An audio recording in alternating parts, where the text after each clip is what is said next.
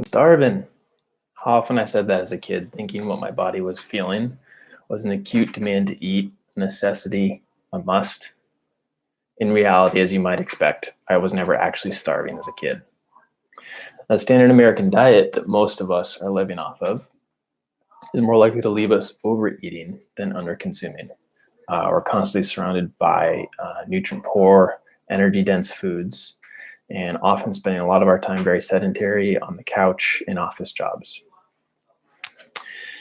The digestive system helps regulate body weight through its role as a receptor of information about hunger, appetite, and satiety. Now, all three of these things are related to eating, how much we eat, and feelings of fullness, but they are different.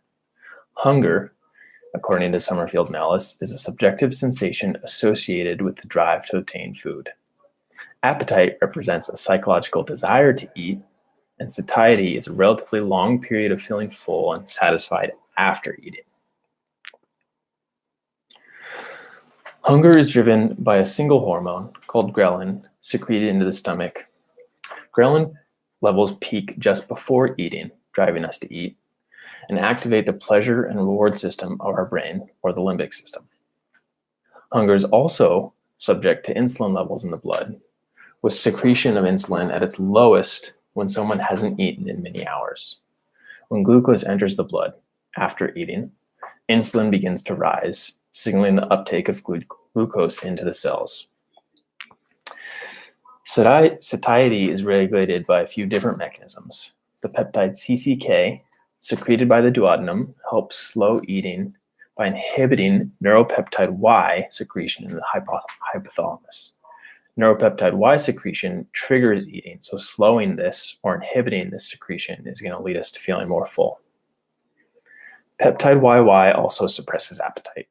In a 2017 study of a relatively small group, participants were put on a high polyunsaturated fat diet for 7 days, which demonstrated an ability to increase the post-meal peptide YY levels physiologically. But when asked, participants did not rate their hunger and their satiety levels higher.